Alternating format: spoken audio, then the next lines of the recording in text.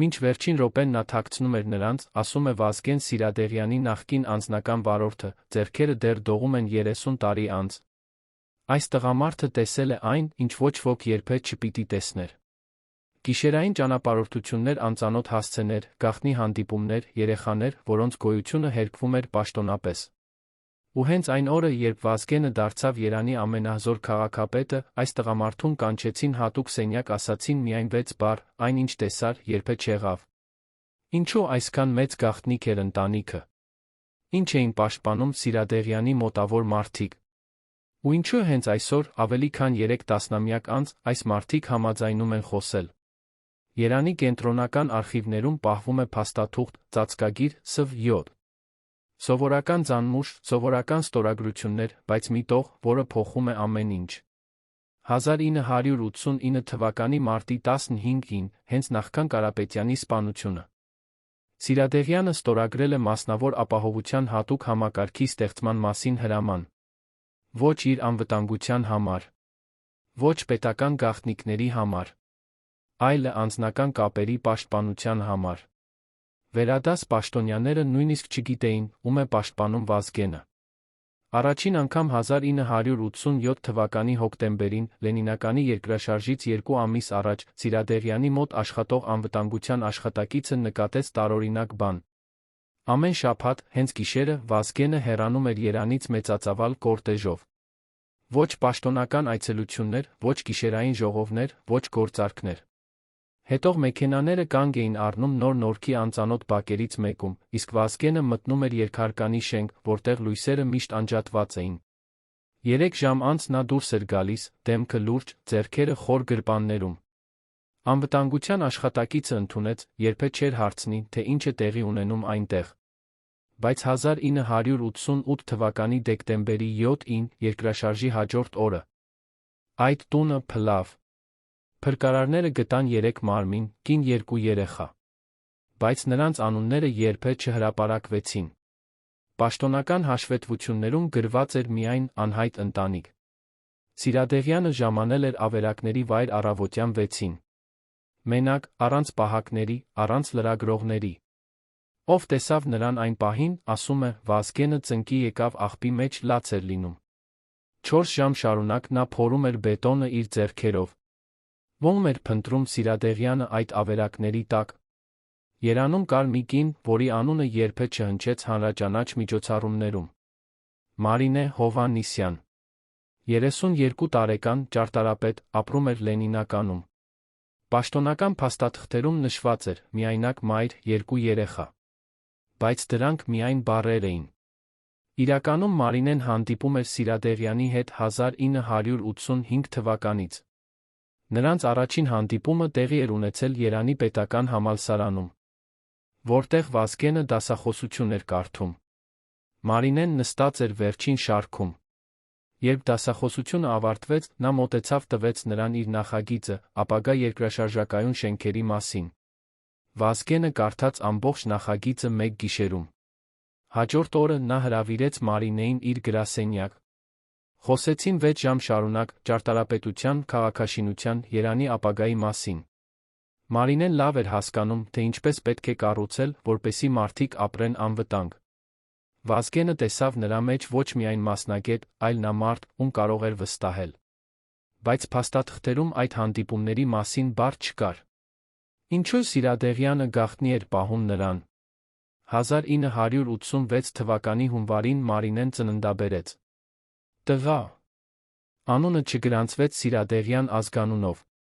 Պաշտոնական փաստաթղթերում հայրը նշված էր որպես անհայտ։ Բայց Վազգենը գիտեր։ Նա անձամբ վճարեց ծննդատանը, անձամբ ընտրեց բժիշկներին։ Անձամբ կազմակերպեց անվտանգությունը։ Մարինեն ապրում էր Լենինականում հեռու Երանից, հեռու Սիրադեղյանի գործերից, հեռու քաղաքականությունից։ Նա աշխատում էր ճարտարապետական բյուրոյում, դաստիարակում էր որդուն, հանդիպում էր ընկերների հետ։ Ոչ ոք չգիտեր, թե ով է երեխայի իրական հայրը։ 1987 թվականի օգոստոսին ծնվեց երկրորդ երեխան։ Աղջիկ։ Այս անգամ Մարինեն փոխեց բնակավայրը, գերազանցապես մեկուսացված բնակարան Լենինականի Արվարձանում։ Վազգենը սկսեց ավելի հաճախ այցելել։ Շաբաթական հանդիպումները դարձան պարտադիր ծես։ Բայց ոչ ոք չպիտի իմանար։ Անվտանգության ծառայությունը ստացել էր հստակ հրաման երբե չհիշել, երբե չգրել, երբե չպատմել։ Պահակները տեսնում էին Վազգենին, խաղում երեխաների հետ, կարդում հեքիաթներ, դաստիարակում ընտանիք։ Բայց պաշտոնապես այդ ընտանիքը գոյություն չուներ։ Ինչից էր վախենում Սիրադեղյանը։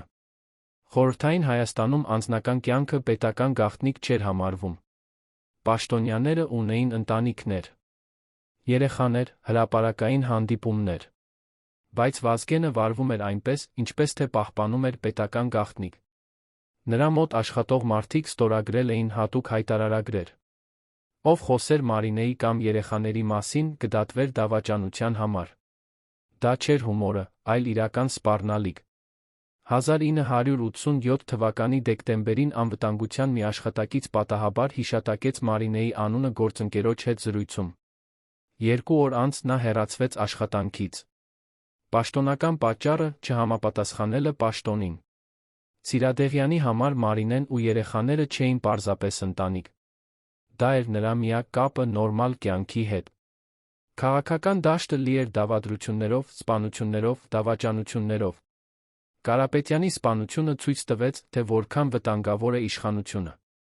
Վազգենը հասկանում էր, եթե թշնամիները իմանան նրա ընտանիքի մասին, նրանք կդառնան թիրախ։ Ոչ միայն քաղաքական ճնշման, այլ ֆիզիկական վտանգի։ Նա պաշտպանում էր Մարինեին երեխաներին միակ հնարավոր եղանակով, անկախ պահելով նրանց իր պաշտոնական կյանքից։ Բայց արդյոք բավարար էր դա։ Լենինականի երկրաշարժը փոխեց ամեն ինչ։ 1988 թվականի դեկտեմբերի 7-ի առավոտյան, ժամը 11:41-ին Մարինեն երեխաները բնակարանում էին։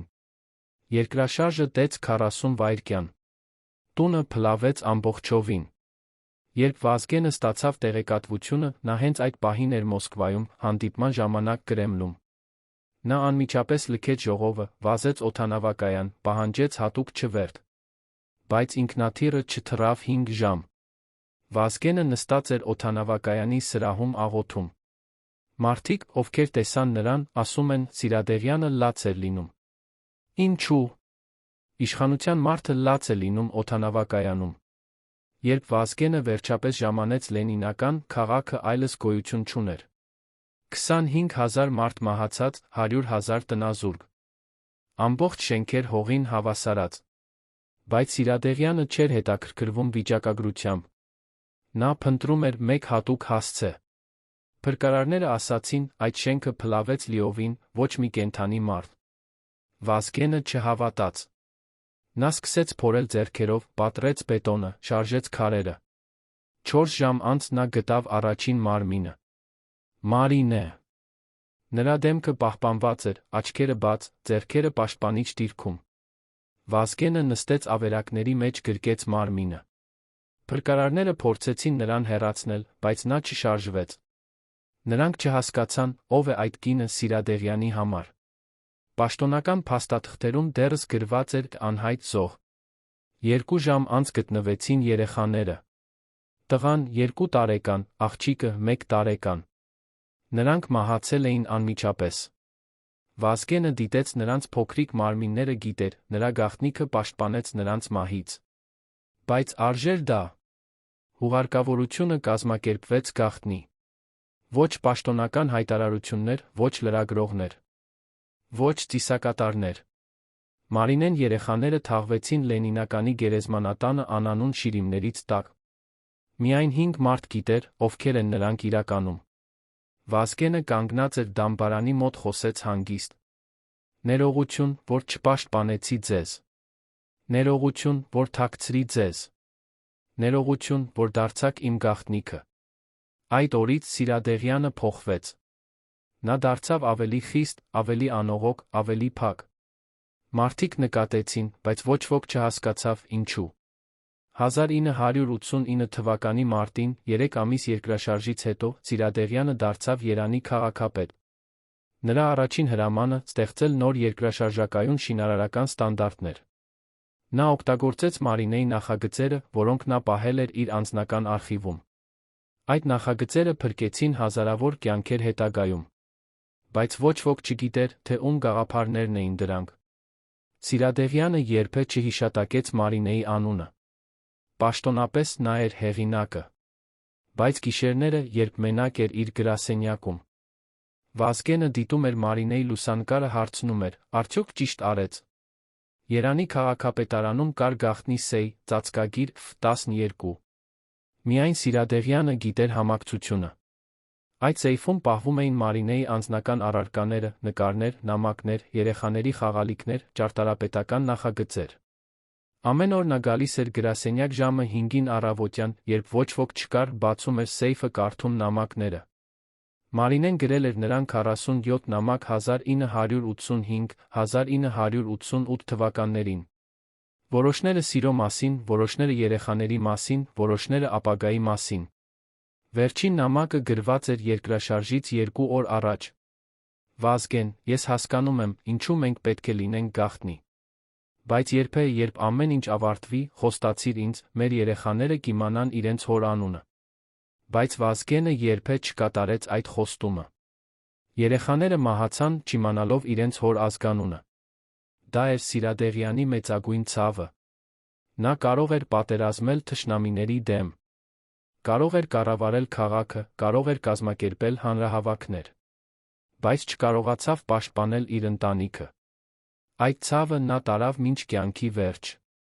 Մարդիկ տեսնում էին նրան որպես հզոր քաղաքական գործիչ, բայց ոչ ոք չգիտեր, թե ինչ է թաքցած նրա սրտում։ 1990 թվականին, երբ Սիրադեղյանը արդեն վերահսկում էր Երանի անվտանգությունը, նա ստեղծեց հատուկ խումբ Մարինեի ու երեխաների մահը քննելու համար։ Պաշտոնապես դա էր երկրաշարժի հետազոտություն։ Բայց իրականում Վազգենը փնտրում էր պատասխաններ հարցերի, որոնք նրան տանջում էին։ Արդյոք կարելի էր կանխել։ Արդյոք երկրաշարժը կարելի էր կանխատեսել։ Արդյոք շենքը կարելի էր ավելի ամուր կառուցել։ Հետազոտական խումբը աշխատեց 2 տարի։ Եզրակացությունը երկրաշարժը չէր կարելի կանխել, բայց շենքերը կարող էին դիմանալ, եթե օգտագործվեին ճիշտ տեխնոլոգիաները։ Այդ տեխնոլոգիաները մշակել էր Մարինե Հովհաննիսյանը։ Նրա նախագծերը պարունակում էին դետալները, ինչպես կառուցել շենքեր,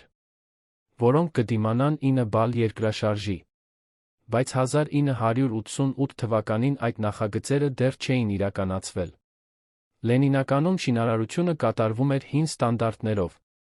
Եթե Մարինեի նախագծերը ժամանակին օգտագործվեին, հազարավոր մարդ կարող էին փրկվել։ Սիրադեղյանը հասկացավ, նա պատասխանատու էր ոչ միայն իր ընտանիքի մահվան համար, այլ նա հազարավոր ուրիշների։ Նա կարող էր հրապարակել Մարինեի նախագծերը ավելի շուտ, բայց վախեցավ բացահայտել իրենց կապը։ Արդյոք գաղտնիքը արժեր այդքան կյանքեր։ Երանի ճարտարապետական ինստիտուտում դեռ պահվում են Մարինե Հովհաննիսյանի նախագծերի օրիգինալները։ Դրանք հանձնվել են 1990 թվականին անանուն կերպով։ Պրոֆեսորները ուսումնասիրեցին այդ նախագծերը, զարմացան, որքան առաջատար էին դրանք իրենց ժամանակի համար։ Նրանք փորձեցին գտնել հեղինակին, բայց ոչ մի տեղեկություն չկար։ Պաշտոնական փաստաթղթերում գրված էր անանուն դարմատի նվիրատվություն։ Միայն մի տարի անց, երբ Երանում սկսվեց նոր երկրաշարժակայուն շինարարություն, մասնագետները նկատեցին օգտագործվող տեխնոլոգիաները նույնական են անանուն նախագծերին։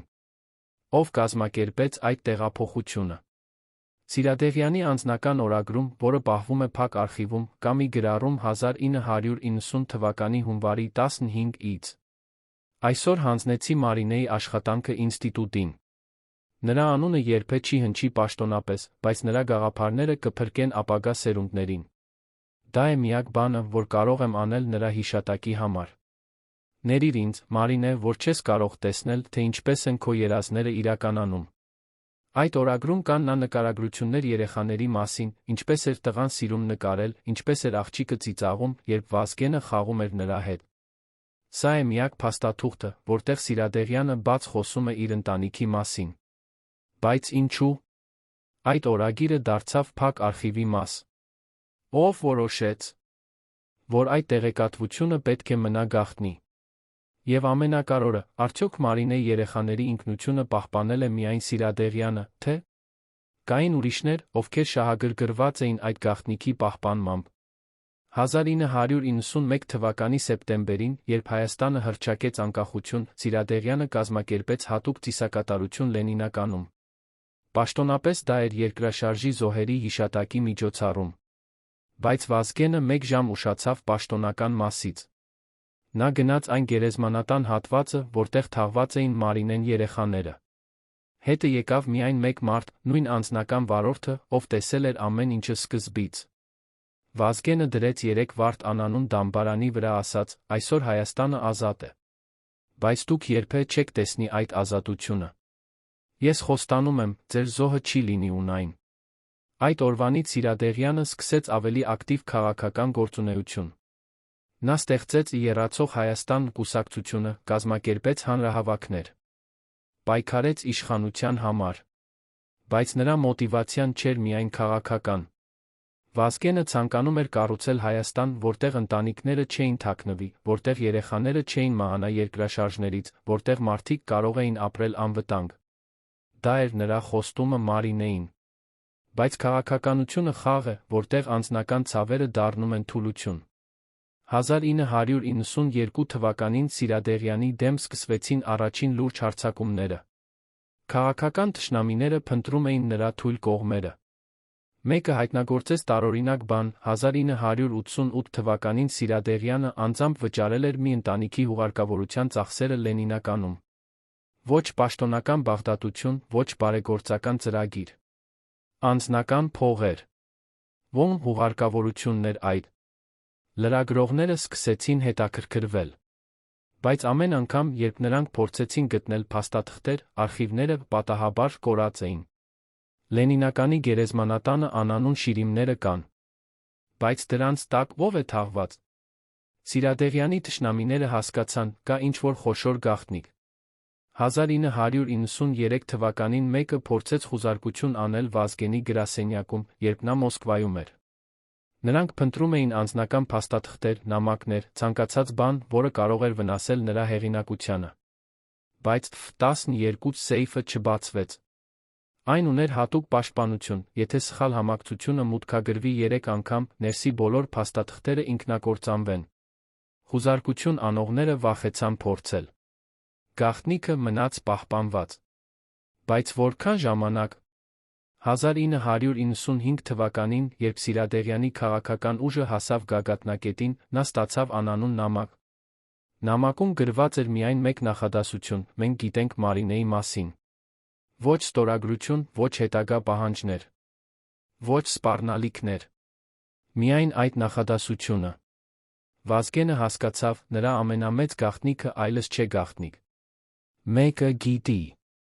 Բայց ո՞վ։ Եվ ավելի կարևորը, ինչ կանեն այդ տեղեկատվությամբ։ Սիրադեղյանը տարախուսումնագեստվեց։ Նա ուժեղացրեց անվտանգությունը, փոխեց բնակության վայրը, սահմանափակեց անձնական շփումները։ Բայց վախը մնաց։ 2 շաբաթ անց եկավ երկրորդ նամակը։ Այս անգամ ուղղակի սպառնալիք։ Եթե չհրաժարվես քաղաքականությունից, Մարինեի պատմությունը կլինի առաջին էջում։ Սիրադեղյանը կանչեց իր անվտանգության ավագ աշխատակցին, տվեց հրաման գտնել նամակի ուղարկողին ցանկացած գնով։ Հետախուզական ծառայությունը մտավ գործի մեջ։ Բայց հետքերը տանում էին դեպի վերադաս կառույցներ։ Մեկը իշխանության մեջ օգտագործում էր Մարինեի պատմությունը որպես զենք Սիրադեղյանի դեմ։ Բայց ո՞վ էր այդ մարդը։ Ինչպես նա իմացավ գաղտնիքը։ Պատասխանը եկավ անսպասելի կողմից։ 1996 թվականի ապրիլին Սիրադեղյանը հանդիպում ունեցավ իր նախկին անվտանգության աշխատակցի հետ, այն նույն տղամարդու, ով տեսել էր ամեն ինչը 1987-1988 թվականներին։ Այդ մարդն ավելի չէր աշխատում Սիրադեղյանի մոտ, բայց պահպանել էր հավատարմությունը։ Նա ասաց Վազգենին. «Ես գիտեմ, ով է ուղարկում այդ նամակները։ Եվ ես գիտեմ, թե ինչու»։ Պարզվեց, 1988 թվականին, երկրաշարժից հետո, մեկ այլ անվտանգության աշխատակից նկատել էր Սիրադեղյանին Լենինականի գերեզմանատանը լուսանկարել։ Այդ լուսանկարները պահվել են տարիներ շարունակ, որպես ապահովագրություն։ Բայց ինչպես լուսանկարները հայտնվեցին թշնամիների ձեռքում։ Նախկին աշխատակիցը բացատրեց, 1995 թվականին նա վաճառեց այդ լուսանկարները միջնորդի միջոցով։ Ոչ ուղղակիորեն Սիրադեղյանի թշնամիներին, այլ հետաքրքրված անձանց։ Գինը՝ $50,000։ Մեծ գումար 1995 թվականի Հայաստանի համար։ Այդ մարդը այժմ զղջում էր։ Բայց փողերն արդեն ծախսված էին։ Սիրադեղյանը հարցրեց, ով գնեց լուսանկարները։ Պատասխանը ցնցեց նրան, մեկը քո սեփական կուսակցությունից։ Դավաճանությունը եկավ ներսից։ Վազգենը հասկացավ, քաղաքական խաղում ոչ մի բան չէ սուրբ։ Նրա սեփական մարդիկը, ովքեր հայտարարում էին հավատարմություն, պատրաստ էին օգտագործել նրա անձնական ցավը քաղաքական շահի համար։ Մարինեի երեխաների պատմությունը դարձավ միջոց իշխանության պայքարում։ Սիրադեղյանը պետք է ընտրություն անի, կամ հրապարակել ամբողջ ճշմարտությունը ինքն իսկ վերահսկել պատմությունը, կամ սպասել, երբ թշնամիները հրապարակեն այն աղավաղված տարբերակով։ Բայց երրորդ ճանապարհը նույնպես գոյություն ուներ, լռել հուսալ, որ գաղտնիքը մնա գաղտնիք։ Ինչ ընտրեց Վազգենը։ 1996 թվականի մայիսին Սիրադեղյանը հավաքեց իր ամենամոտ խորհրդատուներին։ 5 մարդ, ովքեր գիտեին նրա ամենախորը գաղտնիքները։ Նա ասաց նրանց, ես պատրաստվում եմ հեռանալ քաղաքականությունից։ Ոչ որովհետև վախենում եմ բացահայտումից, այլ որովհետև հասկացել եմ, իմ անձնական կյանքը չի կարող լինել քաղաքական գործիք։ Խորհրդատուները ցնցվեցին։ Վազգենը գագաթնակետում էր, եռացող Հայաստանը ամենաուժեղ կուսակցություններից էր, ընտրությունները մոտենում էին։ Բայց Սիրադեղյանը կայուն էր, Մարինեն երեխաները ավելի կարևոր էին, քան ցանկացած իշխանություն։ Ես չեմ թույլ տա, որ նրանց հիշատակը դառնա զեղծերի խաղալիքը։ Սակայն հեռանալը ավելի դժվար էր, քան Վազգենը մտածում էր։ Քաղաքական համակարգը չէր թողնի նրան պարզապես հեռանալ։ Նա շատ բան գիտեր, շատ կապեր ուներ, շատ ազդեցություն ուներ։ Հուլիսին Սիրադեղյանը ստացավ երրորդ նամակը։ Այս անգամ ավելի կոնկրետ։ Մարինե Հովհաննիսյան, ծնվ. 1956 թվականին։ Մահացավ 1988 թվականին։ 2 երեխա, տղա աղջիկ։ Հայրը՝ Վազգեն Սիրադեղյան։ Փաստաթղթերը մեր ձեռքում են։ Հաջորդ շաբաթ հրապարակավ։ Նամակը ստորագրված էր։ Հենց այն անձը, ով նախ գնել էր լուսանկարները, հիմա պատրաստվում էր հրապարակել ամբողջ ճշմարտությունը։ Ով էր այդ մարդը, ինչու։ Ընտրեց հենց այդ պահը հարձակվելու համար։ Երանի քաղաքական շրջանակներում 1996 թվականի ամռանը տիրում էր լարվածություն։ Նախագահական ընտրությունները մոտենում էին, ամեն ուժ պայքարում էր իշխանության համար։ Սիրադեղյանի եռացող Հայաստանը համարվում էր լուրջ մրցակից։ Բայց հենց այդ պահին, երբ Վազգենը պետք է կենտրոնանար քարոզարշավի վրա, նա ստիպված էր պաշտպանել իր անցյալը։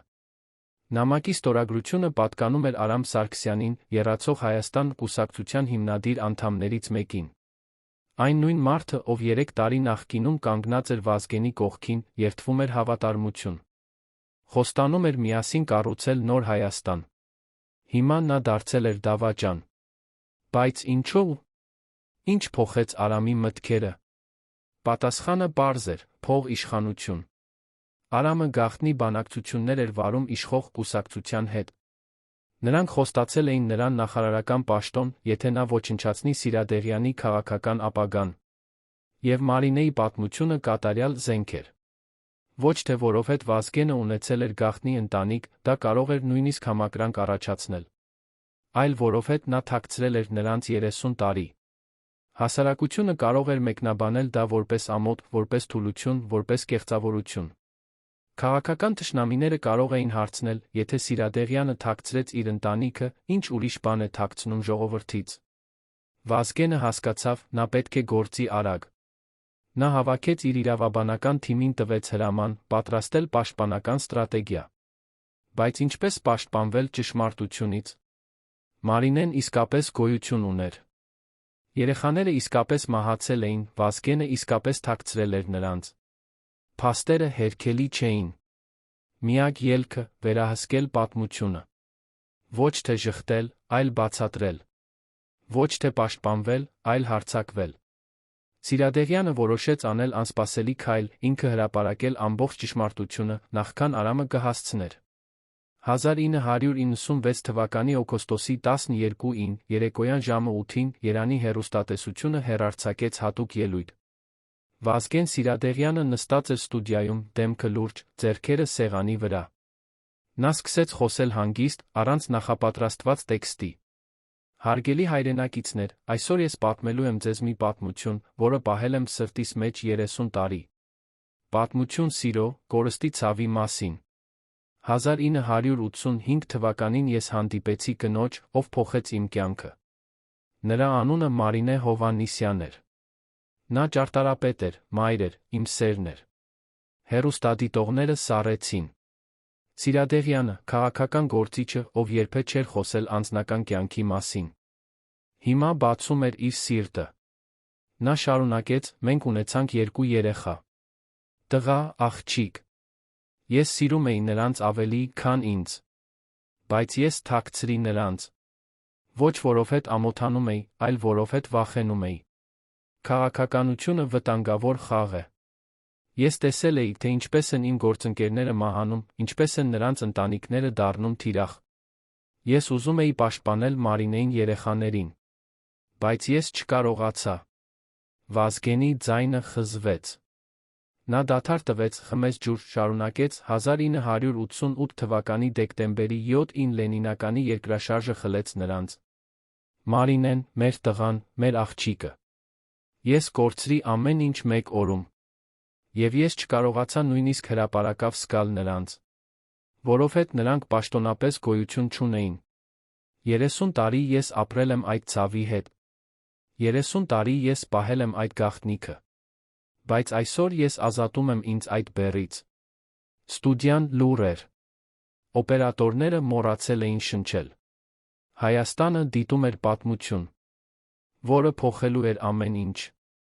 Սիրադեղյանը հանեց գրպանից հին լուսանկար։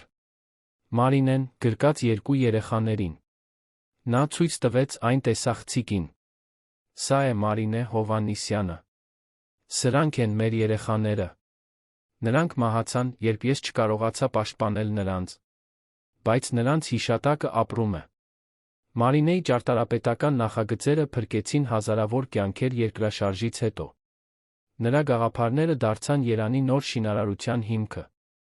Եվ այսօր, երբ դուք տեսնում եք երկրաշարժակայուն շենքեր, իմացեք, դրանք Մարինեի ժառանգությունն են։ Հեռարձակումը տևեց 40 րոպե։ Վազգենը պատմեց ամեն ինչ, ինչպես են նրանք հանդիպել, ինչպես են սիրահարվել, ինչու է թաքցրել ընտանիքը, ինչպես է կորցրել նրանց։ Նա ցույց տվեց փաստաթղթեր, լուսանկարներ, նամակներ։ Նա կարդաց Մարինեի վերջին նամակը, այն մասը, որտեղ նա խնդրում էր, որ երեխաները իմանան իրենց հոր անունը։ Վազգենի աչքերը լցվեցին արցունքներով։ Ես չկատարեցի այդ խոստումը։ Մարինե։ Բայց այսօր ամբողջ Հայաստանը գիտի։ Մեր երեխաները Սիրադեղյան ազգանունն ունեին իրենց սրտերում, նույնիսկ եթե ոչ փաստաթղթերում։ Երբ հեռարձակումը ավարտվեց, Հայաստանը լռում էր։ Մարդիկ չգիտեին, թե ինչպես արձագանքել։ Սա քաղաքական սկանդալ էր, թե՞ մարդկային ողբերգություն։ Սիրադեղյանը դավաճանեց ժողովրդի վստահությունը, թե՞ ցույց տվեց անսովոր քաջություն։ Հեռախոսային գծերը լցվեցին զանգերով։ Ոմանք աջակցում էին Վազգենին, ասում էին, նա իրավունք ուներ պաշտպանել իր ընտանիքը։ Ուրիշներ դատապարտում էին, քաղաքական գործիչը չի կարող ունենալ գաղտնիքներ ժողովրդից։ Բայց բոլորը համաձայն էին մեկ բանի՝ Սիրադեղյանի քաղաքական կարիերան այլևս նույնը չէր լինի։ Արամ Սարգսյանը դիտում էր հեռարձակումը իր գրասենյակում։ Նա պատրաստել էր մամուլի ասուլիս հաջորդ օրվա համար, որտեղ պատրաստվում էր բացահայտել Սիրադեղյանի գաղտնիքը։ Բայց Վազգենը նախագիծը խլեց նրա ձեռքից։ Արամի զենքը այլևս չուներ ուժ։ Ավելին, հիմա նա դարձավ չար մարդը, ով ուզում էր շահարկել մարդու անձնական ողբերգությունը։ Արամը հասկացավ, նա պարտվեց։ Բայց նա չէր հանձնվելու այդքան հեշտությամբ։ Հաջորդ օրը նա հրապարակեց հայտարարություն. Սիրադեղյանը ստում է։ Նա ոչ թե պաշտպանում էր ընտանիքը, այլ թաքցնում իր կեղծավորությունը։ Մենք ապացույցներ ունենք, որ Մարինե Հովհաննիսյանը ոչ թե պարզապես սիրելին էր, այլ կապված էր խորհրդային հատուկ ծառայությունների հետ։ Այս նոր մեղադրանքը ավելի վտանգավոր էր։ Եթե Մարինեն իսկապես աշխատել էր Սեկուրիտատեի համար, ապա Սիրադեղյանի ամբողջ պատմությունը կարող էր լինել ծածկոց։ Արամը ներկայացրեց փաստաթղթեր, Մարինեի անունը նշված էր Սեկուրիտատեի գործակալների ցուցակում։ Ծածկագիր, ճարտարապետ։ Համաձայն այդ փաստաթղթերի Մարինեն հաղորդում էր տեղեկություններ Սիրադեղյանի մասին 1985-1988 թվականներին։ Եթե դա ճիշտ էր, ապա Վազգենը ոչ թե զոհ էր, այլ խաբված։ Նրա սիրելին լրտեսել էր նրան։ Բայց արդյոք դա ճշմարտություն էր, թե Արամի հերթական սուտը։ Սիրադեղյանը պետք է արձագանքեր արագ։ Նա հավաքեց իր թիմին, պահանջեց ստուգել Արամի մեղադրանքները։ Հետախուզական աղբյուրները սկսեցին փորել Սեկուրիտատեի արխիվները։ 2 օր անց նրանք գտան ճշմարտությունը։ Այո, Մարինե Հովհաննիսյանի անունը իսկապես կար Սեկուրիտատեի ցուցակներում, բայց ոչ որպես գործակալ։ Նա եղել է հսկողության տակ։ Սեկուրիտատեն կասկածում էր, որ Մարինեն կապ ունի Սիրադեղյանի հետ, փորձում էր հաստատել դա։ Նրանք հետել են նրան, գրանցել զրույցները, ուսումնասիրել կապերը, բայց Մարինեն երբեք չի համագործակցել նրանց հետ։ Ավելին, նա մերժել է Սեկուրիտատեի բազմակի առաջարկները դառնալ տեղեկատու։ Վազգենը հրապարակեց այդ փաստաթղթերը։ Նա ցույց տվեց Սեկուրիտատեի ներքին հաղորդագրությունները, որտեղ գրված էր Հովհաննիսյանը հրաժարվում է համագործակցել։ Առաջարկվում է ուժեղացնել ճնշումը։ Մարինեն ոչ թե լրտես էր, այլ Սեկուրիտատեի թիրախ։ Նա պաշտպանել էր Վազգենին նույնիսկ այն ժամանակ, երբ սպառնում էին նրան երեխաներին։ Սա էր ավելի մեծ ապացույց նրա սիրո հավատարմության։ Արամի մեղադրանքները փլվեցին։ Բայց վնասը արդեն հասցված էր։ Հասարակությունը շփոթված էր, ում հավատալ, ինչ է ճշմարտությունը։ Քաղաքական պայքարը դարձավ անձնական։ Արամը, Վազգենը, նախկին դաշնակիցները, հիմա թշնամիներ էին։ Բայց այս պայքարը ավելին էր, քան իշխանության համար մրցակցություն։ Դա էր պայքար ճշմարտության համար։ Ո՞վ էր Մարինե Հովհաննիսյանը իրականում։ Զոհ, հերոս, թե ավելի բարդ մարդ, քան երկուսն էլ։ Եվ ամենակարևորը, արդյոք Սիրադեղյանը իրավունք ուներ թաքցնել նրան 30 տարի։ Հասարակությունը բաժանվեց 2 ճամբարի։ Մեկը պաշտպանում էր Վազգենին, մյուսը դատապարտում։ Բայց ոչ ոք չէր կարող անտարբեր մնալ։ 1996 թվականի սեպտեմբերին Սիրադեղյանը կազմակերպեց հանրահավաք Երանի Հանրապետության հրապարակում։ Հազարավոր մարդիկ եկան լսելու նրան։ Վազգենը բարձրացավ բեմ, ասաց. «Ես չեմ խնդրում ներողություն այն բանի համար, որ սիրեցի Մարինեին։ Ես չեմ խնդրում ներողություն այն բանի համար, որ փորձեցի պաշտպանել իմ ընտանիքը։ Բայց ես խնդրում եմ ներողություն այն բանի համար, որ չկարողացա լինել բավարար ազնիվ ձեզ հետ։ Գաղտնիքները քայքայում են վստահությունը։ Եվ վստահությունը քաղաքականության հիմքն է»։ Հանդիսատեսը լռում էր։ Ապա մեկը սկսեց ծափահարել։ Հետո մեկ ուրիշը։ Շուտով ամբողջ հրապարակը ծափահարում էր։ Բայց ծափերը չէին նշանակում, որ ամեն ինչ ներված է։ Քաղաքական վնասը չափազանց մեծ էր։ Եռացող Հայաստանը կորցրեց աջակցության զգալի մասը։ Նախագահական ընտրություններում Սիրադեղյանը ստացավ միայն 12% ձայների։ Նա պարտվեց։ Բայց նա չզղջաց իր որոշման համար։ Հարցազրույցում ընտրություններից հետո Վազգենը ասաց. «Ես կարող էի շարունակել թաքցնել Մարինեին։ Կարող էի ժխտել ամեն ինչ։ Բայց ապա ես կդառնայի այն մարդը, ում դեմ ես միշտ պայքարել եմ, կեղծավոր, վախկոտ, անազնիվ։ Ես ընտրեցի ճշմարտությունը, նույնիսկ եթե դա նշանակում էր կորցնել իշխանությունը»։ Արամ Սարգսյանը ստացավ իր խոստացած նախարարական պաշտոնը։ Բայց նրա հեղինակությունը վնասված էր։ Մարդիկ հիշում էին, թե ինչպես նա փորձեց շահարկել մարդու անձնական ողբերգությունը։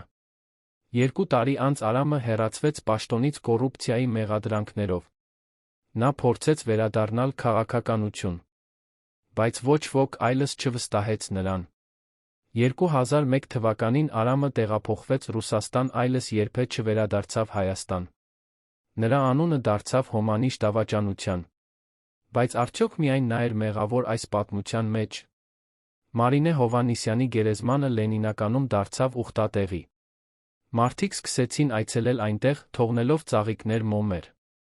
Ոչ որովհետև Մարինեն հայտնի էր, այլ որովհետև նրա պատմությունը դարձավ խորհրդանիշ։ Խորհրդանիշ սիրո, որը գոյատում է նույնիսկ գաղտնիության մեջ։ Խորհրդանիշ զոհողության, որը չի պահանջում ճանաչում։ 2000 թվականին Երանի քաղաքապետարանը տեղադրեց հուշատախտակ Մարինեի հիշատակին, ճարտարապետ Մայր Հերոս։ Նրա գաղափարները փրկեցին հազարավոր կյանքեր։ Սիրադեղյանը ներկա էր բացման արարողությանը։ Նա ասաց միայն մեկ նախադասություն, վերջապես նրա անունը հնչում է հրապարակավ։ Բայց պատմությունը դեռ չէր ավարտվել։ 2005 թվականին մի անհայտ անձ ուղարկեց փաթեթ Սիրադեղյանին։ Փաթեթի մեջ էր Մարինեի օրագիրը 1985-1988 թվականներից։ Ոչ ոք չգիտեր, թե որտեղից է այն հայտնվել։ Վազգենը կարդաց օրագիրը մեկ գիշերում։ Մարինեն գրել էր իր մտքերը, վախերը, երազները։ Նա գիտեր, որ Սեկուրիտատեն հետում է իրեն։ Նա գիտեր, որ Վազգենի քաղաքական թշնամիները կարող են օգտագործել նրան։ Բայց նա ընտրեց մնալ։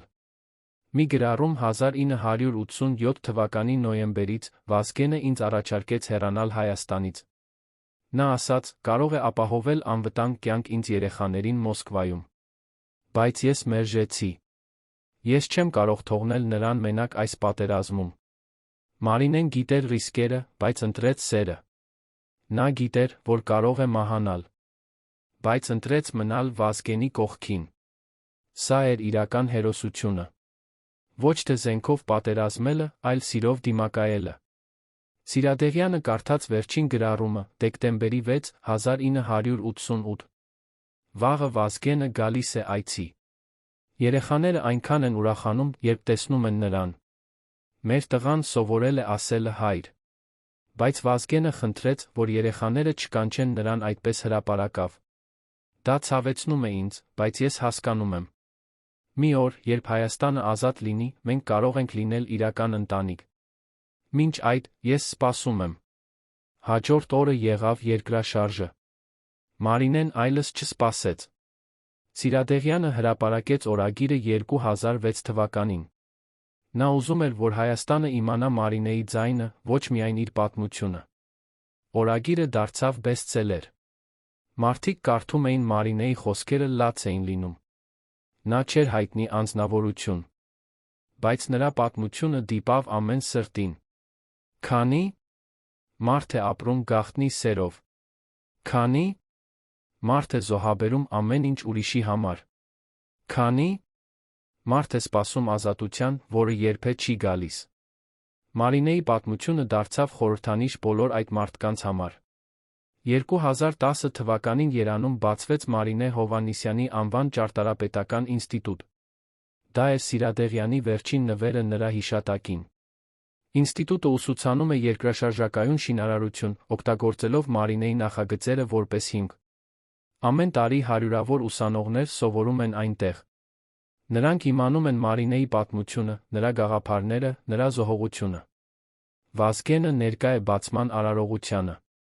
Նա արդեն ծեր է, մազերը ջերմակ, քայլերը դանդաղ։ Բայց աչքերը դեռ լի են կրքով։ Նա ասում է, Մարինեն ապրում է այս պատերի մեջ։ Ամեն ուսանող, ով սովորում է այստեղ, շարունակում է նրա գործը։ Դա է իրական անմահությունը։ Բայց մի հարց դեռ մնում է անպատասխան։ Արդյոք Սիրադեղյանը ճիշտ արեց, որ թաքցրեց Մարինեին 30 տարի։ Կարող էր նա պաշտպանել նրանց այլ կերպ։ Կարող էր նա լինել ազնիվ հասարակության հետ միաժամանակ պահպանել ընտանիքի անվտանգությունը։ Սիրադեղյանը ինքը չգիտի պատասխանը։ 2015 թվականին հարցազրույցում իր 75-ամյակի առթիվ նրան հարցրին, եթե կարողանայիք վերադառնալ անցյալ, կփոխեիք ինչ-որ բան։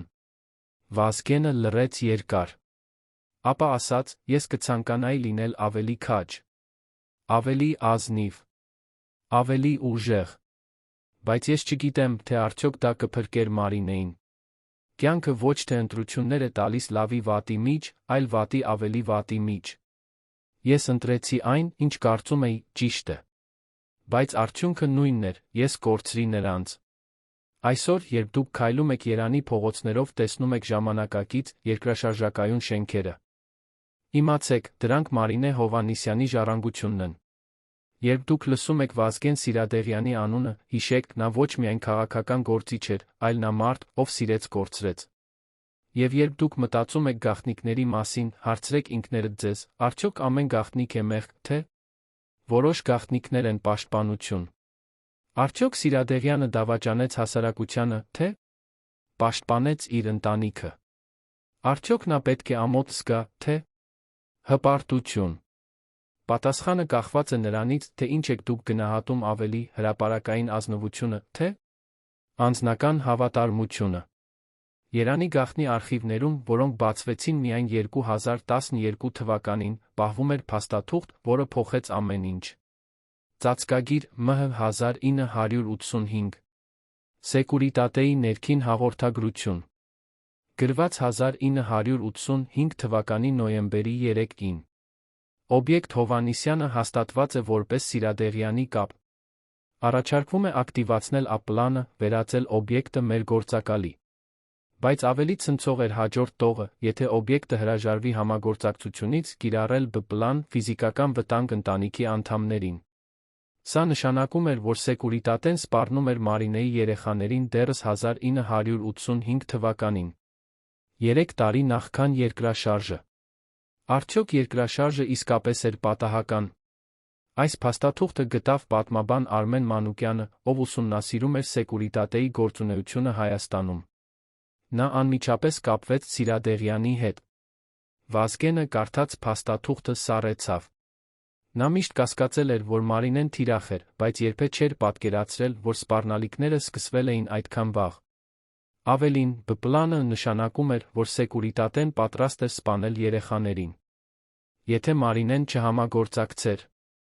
Բայց Մարինեն երբեք չհամագործակցեց։ Նա ընտրեց պաշտպանել Վազգենին, նույնիսկ երբ սպառնում էին նրա երեխաներին։ Ինչպիսի՞։ Մայր է ընտրում սերը երեխաների անվտանգության նախապատվությամբ։ Կամ, ինչպիսի՞։ Մայր է հավատում, որ պաշտպանելով սիրելուն, նա պաշտպանում է նա երեխաների ապագան։ Արմենը շարունակեց փորել արխիվները։ Նա գտավ 10 փաստաթուղթ Մարինեի մասին։ 1986 թվականի մարտին Սեկուրիտատեն փորձեց գրավել Մարինեին կեղծ մեղադրանքներով։ Նրան մեղադրեցին պետական գաղտնիքների տարածման մեջ։ Բայց Սիրադեղյանը միջամտեց։ Նա օգտագործեց իր կապերը, ազատեց Մարինեին 24 ժամվա ընթացքում։ Սակայն Սեկուրիտատեն չհանձնվեց։ 1987 թվականի հունիսին նրանք փորձեցին մեկ այլ մեթոդ՝ սպառնալ Մարինեի ծնողներին։ Նրանց ասացին, եթե դուստրը չհամագործակցի, ծնողները կկորցնեն աշխատանքը բնակարանը։ Մարինեի հայրը, 65-ամյա թոշակառու ճարտարապետ, մերժեց Սեկուրիտատեի պահանջները։ Նա ասաց, իմ դուստրը ազնիվ մարդ է։ Եթե դուք ուզում եք նրան վնասել, սկսեք ինձնից։ 2 շաբաթ անց Մարինեի հայրը մահացավ սրտի կաթվածից։ Պաշտոնական եզրակացությունը՝ բնական մահ։ Բայց Մարինեն գիտեր ճշմարտությունը։ Նրա օրագրում կա գրառում այդ օրվանից, նրանք սպանեցին հայրիկին։ Ես գիտեմ դա։ Բայց ես չեմ կարող ապացուցել։ Վազգենը ասում է, մենք պետք է լինենք զգույշ։ Բայց ինչքան ժամանակ կարող ենք թաքնվել։ Ինչքան ժամանակ կարող ենք ապրել վախի մեջ։ Երեխաներս մեծանում են առանց պապի, առանց հայրական ազգանվան, առանց նորմալ ընտանիքի։ Արդյոք արժե դա։ Այս գրառումը ցույց է տալիս, որ Մարինեն սկսում էր կասկածել իր ընտրության մեջ։ Բայց նա չհեռացավ։ Ինչո՞վ։ Պատասխանը գտնվում է հաջորդ գրառման մեջ, գրված նույն օրը։ Երեկոյան։ Վազգենը եկավ այսօր։ Նա լաց էր լինում։ Առաջին անգամ տեսա նրան լացող։ Նա ասաց, ես չեմ կարող քեզ կորցնել։ Դու միակ իրական բանն ես իմ կյանքում։ Ես գրկեցի նրան, հասկացա, ես չեմ կարող հեռանալ։ Ոչ որովհետև վախենում եմ, այլ որովհետև սիրում եմ։ Սերը ավելի ուժեղ է, քան վախը։ Սա էր Մարինեի ընտրությունը։ Ոչ թե ռացիոնալ որոշում, այլ էմոցիոնալ։ Նա մնաց, որովհետև սիրում էր Վազգենին ավելի, քան վախենում էր Սեկուրիտատեից։ Բայց արդյոք սերը բավարար է, երբ կյանքերը վտանգի տակ են։ Արմեն Մանուկյանը հրապարակեց իր հետազոտությունը 2013 թվականին։ Գիրքը կոչվում էր «Գաղտնի սերը, գաղտնի պատերազմը»։ Այն դարձավ սենսացիա։ Մարդիկ իմացան, որ Մարինեի Սիրադեղյանի պատմությունը ավելին էր, քան սիրո պատմություն։ Դա էր պատերազմ սեկուրիտատեի դեմ, պատերազմ համակարգի դեմ, պատերազմ վախի դեմ։ Եվ Մարինեն էր առաջին գծում։ Նա ոչ թե զոհ էր, այլ մարտիկ։ Նա պայքարում էր ամեն օր, մերժելով սեկուրիտատեի պահանջները, պաշտպանելով Վազգենին, դաստիարակելով երեխաներին։ Սակայն գիրքը բարձրացրեց նա անհարմար հարցեր։ Եթե սեկուրիտատեն այդքան ակտիվ էր հետապնդում Մարինեին, ինչու Սիրադեղյանը չօգտագործեց իր ամբողջ ուժը նրան պաշտպանելու համար։ Սիրադեղյանը պատասխանեց հրապարակային նամակով. Ես օգտագործեցի ամեն միջոց, որ ունեի։ Բայց սեկուրիտատեն ավելի ուժեղ էր, քան ես։ Նրանք վերահսկում էին ամեն ինչը, ոստիկանությունը, դատարանները, նույնիսկ բանակը։ Ես կարող էի պաշտպանել Մարինեին միայն մեկ կերպ, թաքցնելով նրան։ Եթե սեկուրիտատեն չգիտեր, թե որտեղ է նա, նրանք չէին կարող վնասել նրան։ Բայց ես սխալվեցի։ Նրանք միշտ գիտեին, թե որտեղ է Մարինեն։ Նրանք միայն սպասում էին ճիշտ պահին։ Այս խոստովանությունը ցույց տվեց Սիրադեղյանի անկարողությունը։ Նա չէր կարող պաշտպանել Մարինեին, նույնիսկ իր ամբողջ իշխանությամբ։ Համակարգը ավելի ուժեղ էր, քան մեկ մարդը։ Բայց արդյոք դա արդարացնում է նրա գործողությունները։ 2014 թվականին Լենինականի երկրաշարժի արխիվներում գտնվեց մեկ այլ փաստաթուղթ։ Սեյսմոլոգիական ծառայության ներքին հաղորդագրություն, գրված 1988 թվականի նոյեմբերի 29։ Հայտնաբերված են երկրաշարժի նախանշաններ Լենինականի շրջանում։ Կանխատեսվում է 7-8 բալ երկրաշարժ հաջորդ 2 շաբաթվա ընթացքում։ Առաջարկվում է տեղահանել բնակչությունը։ Բայց այդ հաղորդագրությունը երբեք չհասավ Լենինականի իշխանություններին։ Ինչո՞վ։ Ով կանգնեցրեց այդ տեղեկատվությունը։ Եվ ամենակարևորը, արդյոք Սիրադեղյանը գիտեր երկրաշարժի մասին նախապես։ Այս հարցերը հարուցեցին նոր քննություն։ Հատուկ հանձնաժողովը ուսումնասիրեց 1988 թվականի փաստաթղթերը։ Պարզվեց, որ սեյսմոլոգիական ծառայության հաղորդագրությունը իսկապես ուղարկվել էր Երևան, բայց այն կորել էր բյուրոկրատական համակարգում։ Ոմանք ասում էին, դա պարզապես անփութություն էր։ Ուրիշներ կասկածում էին, դա դիտավորյալ էր։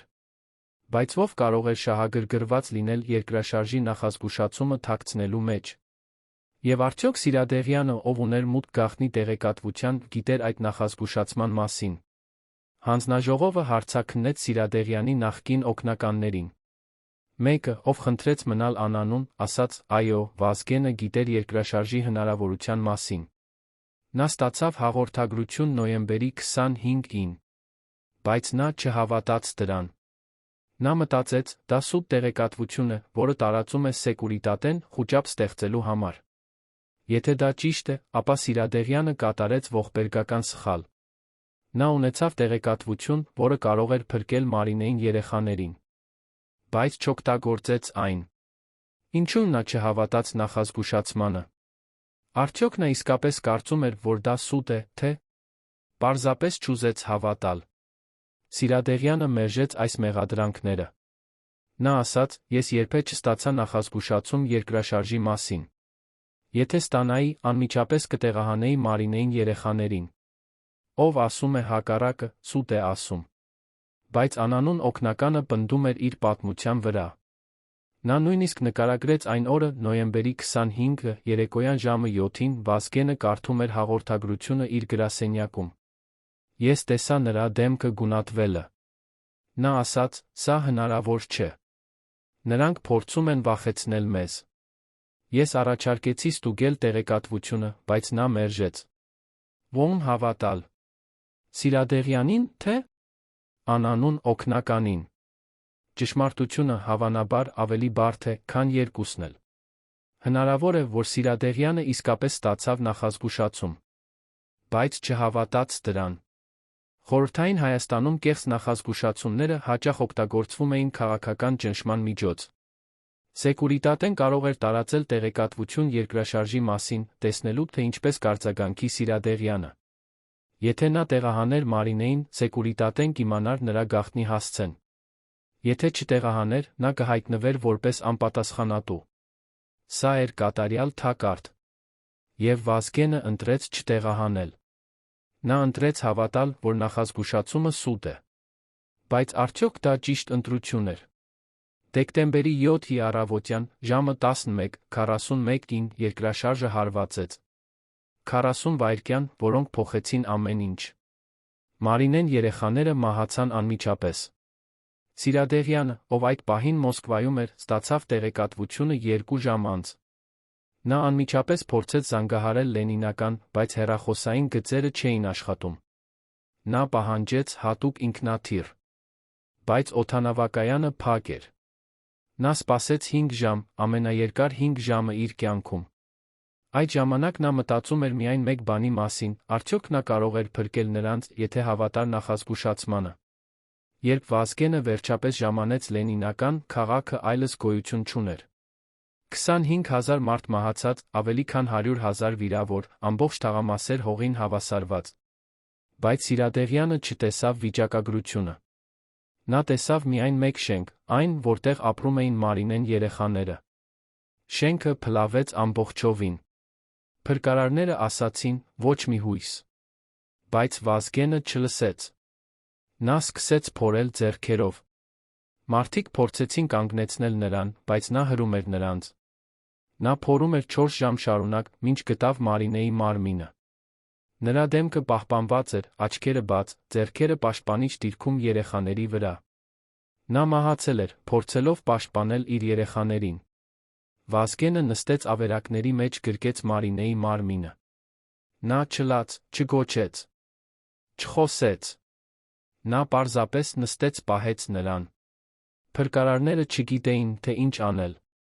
Նրանք տեսան հզոր քաղաքական գործչի, կոտրված, անօգնական մարդկային։ 2 ժամ անց Վազգենը վերջապես խոսեց։ Նա ասաց միայն մեկ նախադասություն՝ ես սպանեցի նրանց։ Փրկարարները չհասկացան, թե ինչ նկատի ուներ նա։ Բայց Վազգենը գիտեր։ Նա սպանեց նրանց, չհավատալով նախազգուշացմանը, չտեղահանելով նրանց, թաքցնելով նրանց 30 տարի։ Նա սպանեց նրանց իր ընտրություններով, իր վախերով, իր գաղտնիքներով։ Արդյոք նա իրավունք ուներ այդպես մտածել։ Հոգեբանները ասում են, Սիրադեղյանը տառապում էր վերապրողի մեղքից։ Նա մեղավոր էր զգում, որովհետև ինքը ողջ էր, իսկ Մարինեն երեխաները ոչ։ Բայց դա ավելին էր, քան վերապրողի մեղք։ Դա էր իրական մեղք, նա կատարեց ընտրություններ, որոնք հանգեցրին նրանց մահվան։ Նա ընտրեց թաքցնել նրանց, ընտրեց չհավատալ նախազգուշացմանը։ Ընտրեց քաղաքականությունը ընտանիքի նախապատվությամբ։ Այդ ընտրություններն ունեցան հետանքներ։ Եվ Վազգենը պետք է ապրեր այդ հետանքների հետ մնացած կյանքը։ Բայց արդյոք նա միակ մեղավորն էր։ Ինչ կասեք Սեկուրիտատեի մասին, ով հետապնդում էր Մարինեին։ Ինչ կասեք համակարգի մասին, որը ստիպում էր մարդկանց թաքցնել իրենց ընտանիքները։ Ինչ կասեք բյուրոկրատների մասին, ովքեր կորցրին երկրաշարժի նախազգուշացումը։ 2015 թվականին հատուկ հանձնաժողովը հրապարակեց իր եզրակացությունը։ Լենինականի երկրաշարժը բնական աղետ էր։ Սակայն զոհերի թիվը կարող էր զգալիորեն նվազեցվել, եթե սեյսմոլոգիական նախազգուշացումը ժամանակին հասներ իշխանություններին, շինարարական ստանդարտները համապատասխաներ երկրաշարժակայուն պահանջներին, տեղահանման պլանը գործարկվեր ժամանակին։ Հանձնաժողովը չմեղադրեց Սիրադեղյանին անձամբ։ Բայց նա մեղադրեց համակարգը, որի մասն էր Վազգենը։ Համակարգը, որը ստեղծեց պայմաններ,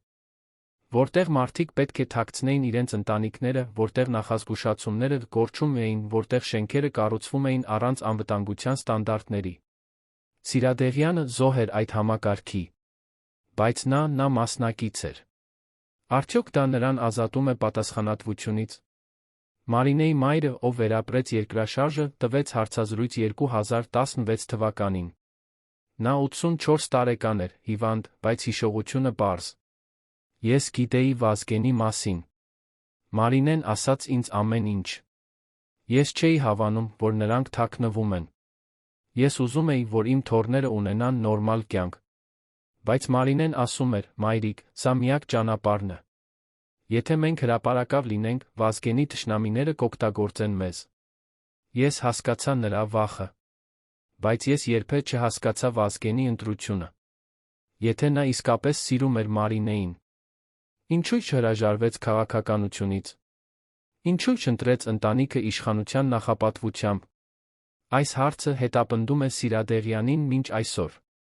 Ինչու նա չհրաժարվեց քաղաքականությունից։ Նա կարող էր հեռանալ, տեղափոխվել Մարինեի երեխաների հետ, ապրել հանգիստ կյանք։ Բայց նա ընտրեց մնալ քաղաքականության մեջ։ Ինչո՞վ։ Վազգենը բացատրում է. «Ես հավատում էի, որ կարող եմ փոխել Հայաստանը։ Ես հավատում էի, որ իմ քաղաքական գործունեությունը կստեղծի ավելի լավ ապագա Մարինեի երեխաների համար։ Բայց ես սխալվեցի։ Ես չփոխեցի Հայաստանը։ Ես միայն կորցրի իմ ընտանիքը»։ Սա է Սիրադեղյանի ողբերգությունը, նա ընտրեց մեծ նպատակը փոքր ուրախության նախապատվությամբ։ Նա ընտրեց պատմությունը ընտանիքի նախապատվությամբ։ Եվ վերջում նա կորցրեց երկուսն էլ։ Բայց արդյոք Սիրադեղյանի ընտրությունը այդքան տարբեր է մեր բոլորի ընտրություններից։ Քանի՞ մարդ է ընտրում կարիերան ընտանիքի նախապատվությամբ։ Քանի՞ մարդ է ընտրում հեղինակությունը սիրո նախապատվությամբ։ Քանի՞ մարդ է ապրում գաղտնիքներով, հույս ունենալով, որ մի օր կարող են լինել բաց։ Սիրադեղյանի պատմությունը ծայրահեղ է, բայց թեման համընդհանուր է։ Մենք բոլորս կատարում ենք ընտրություններ, որոնք ունեն հետանքներ։ Մենք բոլորս ապրում ենք այդ հետանքների հետ։ Եվ մենք բոլորս հարցնում ենք ինքներս մեզ, արդյոք ճիշտ ընտրություններ կատարեցինք։ Սիրադեղյանի պատասխանը՝ ոչ։ Բայց ինչ է ձեր պատասխանը։ Երանի հին քաղաքապետարանի շենքում, որը այսօր թանգարան է, կախված է մեկ լուսանկար։ Սպիտակ, մշուշոտ, 1988 թվականից։ Վազգեն Սիրադեղյանը կանգնած է Լենինականի ավերակների մեջ, ձեռքերը գրպաններում, դեմքը դեպի երկինք։ Ոչ ոք չգիտի, թե ով է լուսանկարել այդ պահը։ Բայց ով տեսնում է այդ լուսանկարը, զգում է ինչ-որ բան անբացատրելի։ Ցավ, որը չի տեղավորվում բառերի մեջ։ Կորուստ, որը չի չափվում թվերով։ 2017 թվականին մի տուրիստ, ով այցելեց թանգարանը, հարցրեց էքսկուրսավարին, ինչու է այս մարդը այդպես տխուր։ Էքսկուրսավարը պատասխանեց, որովհետև նա կորցրեց ամեն ինչ այդ օրը։ Տուրիստը հարցրեց. ընտանիք։ Էքսկուրսավարը լռեց, ապա ասաց. ավելին, քան ընտանիք։ Նա կորցրեց իր հնարավորությունը լինել այն մարդը, ով ուզում էր լինել։ Այս պատասխանը բացում է Սիրադեղյանի ողբերգության ամենախորը շերտը։ Նա կորցրեց ոչ միայն Մարինեին երեխաներին։ Նա կորցրեց իր ինքնությունը։ Մինչ երկրաշարժը Վազգենը հավատում էր, որ կարող է լինել երկուսն էլ քաղաքական գործիչ ընտանեկան մարդ։ Նա հավատում էր, որ կարող է պաշտպանել Մարինեին, թաքցնելով նրան, միաժամանակ կառուցել Հայաստանի ապագան։ Բայց երկրաշարժը ցույց տվեց, դա հնարավոր չէր։ Նա պետք է ընտրեր։ Եվ նա ընտրեց սխալ։ Կամ ավելի ճիշտ, նա փորձեց չընտրել, դա դարձավ ամենավատ ընտրությունը։ 2018 թվականին Սիրադեղյանը տվեց իր վերջին մեծ հարցազրույցը։ Նա 78 տարեկան էր, առողջությունը թուլացած, բայց միտքը դեռ սուր։ Հարցազրույցավարը հարցրեց. եթե կարողանայիք ուղարկել հաղորդագրություն ձեր երիտասարդ ինքնությանը 1985 թվականին, ինչ կասեիք։ Վազգենը մտածեց երկար։ Ապա ասաց. ես կասեի, ընտրիր սերը։ Միշտ ընտրիր սերը։ Իշխանությունը ժամանակավոր է, հեղինակությունը փոփոխական է։ Քաղաքականությունը խաղ է։ Բայց սերը իրական է։ Եվ երբ դու կորցնում ես սերը, դու կորցնում ես միակ իրական բանը, որ ունեիր։ Հարցազրույցավարը հարցրեց. բայց դուք ընտրեցիք քաղաքականությունը։ Վազգենը ժպտաց տխուր։ Ոչ, ես չընտրեցի քաղաքականությունը։ Ես փորձեցի ունենալ երկուսն էլ։ Եվ դա էր իմ մեծագույն սխալը։ Այս խոստովանությունը ցնցեց Հայաստանը։ Սիրադեղյանը, ով 30 տարի պաշտպանում էր իր ընտրությունները, վերջապես ընդունեց, նա սխալվեց։ Բայց այդ ընդունումը չբերեց թեթացում։ Ավելին, դա բացեց նոր վերք։ Եթե Վազգենը գիտեր, որ սխալվեց, ինչու նա շարունակեց ապրել այդ սխալի հետ։ Ինչու նա չփորձեց շտկել։ Պատասխանը պարզ է, որովհետ անհնար էր շտկել։ Մարինեն երեխաները մահացել էին։ Ոչ մի քաղաքական հաջողություն, ոչ մի հրապարակային ներողություն, ոչ մի անձնական զղջում չէր կարող վերադարձնել նրանց։ Սիրադեղյանը դատապարտված էր ապրել իր սխալի հետ մինչ կյանքի վերջ։ Բայց նա ընտրեց ապրել այդ սխալը արտադրողական կերպով։ 1989 թվականից սկսած Վազգենը նվիրեց իր կյանքը երկրաշարժակայուն շինարարության զարգացմանը Հայաստանում։ Նա օգտագործեց Մարինեի նախագծերը որպես հիմք նոր շինարարական ստանդարտների համար։ Նա անձամբ վերահսկեց հարյուրավոր շենքերի կառուցումը Երանում Լենինականում։ Նա ստեղծեց ուսուցման ծրագրեր ճարտարապետների համար։ Նա կազմակերպեց միջազգային համագործակցություն երկրաշարժակայուն տեխնոլոգիաների փոխանակման համար։ Յուրաքանչյուր շենք, որը նա կառուցեց, էր հուշարձան Մարինեին։ Յուրաքանչյուր կյանք, որը փրկվեց այդ շենքերում, էր նրա ներողության փորձ։ 2019 թվականին Երանում տեղի ունեցավ 7.2 բալ երկրաշարժ։ Քաղաքը սարսեց, մարդիկ վախեցան, բայց շենքերը դիմացան։ Զոհեր չկային։ Սեյսմոլոգները ասացին, եթե այդ երկրաշարժը տեղի ունենար 1988 թվականին, Երանը կրկներ Լենինականի ճակատագիրը։ Բայց 2019 թվականին Երանը պատրաստ էր։ Շենքերը կառուցված էին Մարինեի նախագծերի հիման վրա։ Երկրաշարժակայուն տեխնոլոգիաները, որոնք Սիրադեղյանը ներդրեց 30 տարի շարունակ, փրկեցին հազարավոր կյանքեր։ Երբ Վազգենին տեղեկացրին այդ մասին, նա լաց եղավ։ Առաջին անգամ 30 տարում նա զգաց, որ Մարինեի մահը չէր ունայն։ Նրա գաղափարները ապրում էին, փրկում էին մարդկանց։ Բայց նույնիսկ այդ հաջողությունը չէր կարող ջնջել անցյալը։ Սիրադեղյանը դեռ տառապում էր։ Նրա մոտ աշխատող մարդիկը պատմում են, ամեն տարի դեկտեմբերի 7-ին Վազգենը լքում էր Երանը գնում Լենինական։ Նա ժամանում էր Մարինեի գերեզմանի մոտ առավոտյան 6-ին, երբ դեռ ոչ ոք չկար։ Նա նստում էր դամբարանի մոտ խոսում Մարինեի հետ։ Ոչ ոք չգիտեր, թե ինչ էր ասում նա։ Բայց մեկ անգամ 2020 թվականին մի լրագրող պատահաբար լսեց նրա խոսքերը։ Վազգենը ասում էր. «Մարինե, այսօր Երանը դիմացավ երկրաշարժին։ Քո նախագծերը փրկեցին նրանց։ Բայց ես դեռ չեմ կարող ներել ինձ, որ չփրկեցի քեզ։ Ամեն օր ես արթնանում եմ հարցնում, ինչու ես ողջ եմ, իսկ դու ոչ։ Ինչու ես շարունակում եմ ապրել, երբ դու դադարեցիր։ Ես փորձում եմ արդարացնել իմ գոյությունը, շարունակելով քո գործը։ Բայց արդյոք դա բավարար է»։ Լրագրողը հրապարակեց այդ խոսքերը։ Հասարակությունը բաժանվեց։ Ոմանք ասացին, Սիրադեղյանը արդարացրել է իր գոյությունը, նա փրկել է հազարավոր կյանքեր։ Ուրիշներ ասացին, ոչ մի քանակ փրկված կյանքեր չեն կարող փոխհատուցել մեկ կորցրած ընտանիքը։ Բայց ամենահետաքրքիրը եղավ Մարինեի մոր արձագանքը։ Նա, այժմ 88 տարեկան, տվեց հարցազրույց։ Վազգենը հարցնում է. «Արդյոք բավարար է»։ Ես կասեմ նրան. «Այո, բավարար է»։ Մարինեն կցանկանար, որ նրա մահը ունենա իմաստ։ Եվ Վազգենը տվեց այդ իմաստը։ Նա վերածեց ողբերգությունը փրկության։ Նա վերածեց կորուստը ժառանգության։ Դա է ամենամեծ պատիվը, որ կարող էր տալ Մարինեին։ Այս խոսքերը փոխեցին Սիրադեղյանի կյանքը։ Առաջին անգամ 32 տարում նա զգաց թեթացում։ Ոչ թե ներողություն, նա երբեք չէր ների ինքն իրեն։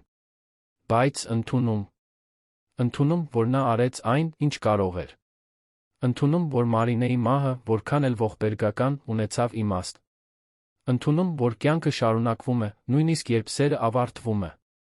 2021 թվականի մարտին Սիրադեղյանը հրապարակեց իր վերջին գիրքը՝ «Սերը պատասխանատվությունը»։ Գիրքը ոչ թե հուշագրություն էր, այլ փիլիսոփայական էսսե։ Վազգենը գրում էր. «Սերը մեզ տալիս է ուժ, բայց նա պատասխանատվություն։ Երբ մենք սիրում ենք, մենք պատասխանատու ենք այդ սիրո համար։ Ոչ միայն պաշտպանել այն, այլ նա պատվել այն։ Ես չպաշտպանեցի Մարինեին, բայց ես պատվեցի նրան, շարունակելով նրա գործը»։ Գիրքը դարձավ բեսթսելեր։ Ոչ միայն Հայաստանում, այլ նա արտերկրում։ Թարգմանվեց 10 լեզուների։ Մարդիկ կարդում էին Սիրադեղյանի պատմությունը, տեսնում էին իրենց սեփական պատմությունները։ Ամեն ոք ունի գաղտնիքներ, ամեն ոք կատարել է սխալներ, ամեն ոք փորձում է ապրել այդ սխալների հետ։ Սիրադեղյանի պատմությունը ցույց տվեց, որ հնարավոր է վերածել ողբերգությունը իմաստի։ Ոչ թե մոռանալով անցյալը, այլ պատվելով այն։ Ոչ թե ներելով ինքդ քեզ, այլ ընդունելով պատասխանատվությունը։ Ոչ թե փախչելով ցավից, այլ վերածելով այն գործողության։ 2022 թվականի նոյեմբերին Սիրադեղյանը հիվանդացավ։ Սրտի խնդիրներ, բժիշկները ասացին, ժամանակը սահմանափակ է։ Վազգենը մերժեց հիվանդանոցային բուժումը։ Նա ուզում էր մնալ տանը, իր գրքերի, իր հիշողությունների, իր Մարինեի հետ։ Դեկտեմբերի 6-ին, երկրաշարժի տարելիցի նախօրեին, Վազգենը կանչեց իր մոտավոր մարդկանց։ Նա ասաց նրանց, վաղը ես չեմ լինի այստեղ։ Ես գնում եմ Լենինական Մարինեի մոտ։ Եվ ես չեմ վերադառնա։ Մարդիկը փորձեցին համոզել նրան մնալ, բայց Վազգենը անսասան էր։ 34 տարի ես ապրեցի առանց Մարինեի։ Դա բավարար է։ Ժամանակն է միանալ նրան։ Դեկտեմբերի 7-ի առավոտյան Սիրադեղյանը ժամանեց Լենինական։ Նա գնաց Մարինեի գերեզմանի մոտ, նստեց դամբարանի վրա, փակեց աչքերը։ 2 ժամ անց նրան գտան մահացած, ով սիրեց կորցրեց։ Բայց բոլորը համաձայն էին մեկ բանի՝ Սիրադեղյանի կյանքը ուսուցողական էր։ Ոչ թե որովհետև նա կատարեց ճիշտ ընտրություններ, այլ որովհետև նա ապրեց իր սխալների հետ պատվով։ Դամբարանի վրա տեղադրեցին պարզ քարակոպ։ Վրան գրված էր միայն Վազգեն Սիրադեղյան, 1943-2022։ Սիրեց Մարինեին, կորցրեց նրան, պատվեց նրա հիշատակը։ Ոչ քաղաքական տիտղոսներ, ոչ նվաճումների ցուցակ, ոչ պաշտոնական կենսագրություն։ Միայն էությունը։ Եվ դա էր ամենաճիշտ էպիտաֆիան։ Որովհետև Սիրադեղյանի կյանքը, վերջապես, չէր քաղաքականության մասին։ Դա էր սիրո, կորստի փրկագնման մասին։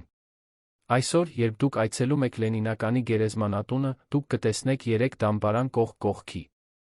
Մարինե, 2 երեխա, Վազգեն։ Վերջապես միասին։ Վերջապես ազատ գաղտնիքներից։ Վերջապես ընտանիք, ոչ թե թաքնված, այլ հրապարակային։ Մարդիկը գալիս են այնտեղ թողնում ծաղիկներ։ Ոչ միայն Մարինեի համար, ոչ միայն Վազգենի համար, այլ նրանց սիրո համար։ Սիրո, որը գոյատեց 34 տարի բաժանվածության, որը դիմացավ մահվան, որը վերջապես գտավ խաղաղություն։ Եվ եթե դուք հարցնեք, արդյոք Սիրադեղյանը ճիշտ արեց, թաքցնելով Մարինեին 30 տարի, պատասխանը կախված է նրանից, թե ինչ եք դուք գնահատում։ Եթե գնահատում եք արդյունքը, ապա ոչ, նա սխալվեց, Մարինեն մահացավ։ Բայց եթե գնահատում եք մտադրությունը, ապա այո, նա փորձեց պաշտպանել նրան։ Եթե գնահատում եք ժառանգությունը, ապա այո, նա վերածեց ողբերգությունը փրկության։ Կյանքը ոչ թե սպիտակ է, այլ մոխրագույնի հազարավոր երանգներ։ Եվ Սիրադեղյանի պատմությունը ամենախորը մոխրագույնն է։ Բայց մի բան անվիճելի է, Մարինե Հովհաննիսյանի անունը այլս գաղտնիք չէ։ Այսօր ամբողջ Հայաստանը գիտի նրա մասին։ Նրա նախագծերը փրկում են կյանքեր։ Նրա պատմությունը ոգեշնչում է սերունդներին։ Նրա սերը դարձել է խորհրդանիշ։ Եվ դա, վերջապես, է Սիրադեղյանի ամենամեծ նվաճումը։ Նա չկարողացավ պաշտպանել Մարինեին կենդանի։ Բայց նա անմահացրեց նրան մահից հետո։ Նա չկարողացավ տալ նրան հրապարակային կյանք, բայց նա տվեց նրան հավերժական հիշատակ։ Եվ գուցե դա է ամենամեծ սերը, երբ դու վերածում ես կորուստը ժառանգության, երբ դու վերածում ես ցավը իմաստի, երբ դու վերածում ես գաղտնիքը պատմության։ Արդյոք Վազգեն Սիրադեղյանը հերոս է, թե ողբերգական կերպար։ Արդյոք նա պետք է դատապարտվի իր ընտրությունների համար, թե պատվի իր ժառանգության համար։ Արդյոք նրա պատմությունը նախազգուշացում է, թե ոգեշնչում։ Պատասխանը կախված է ձեզանից։ Բայց մի բան հաստատ է, Սիրադեղյանի Մարինեի պատմությունը երբեք չի մոռացվի։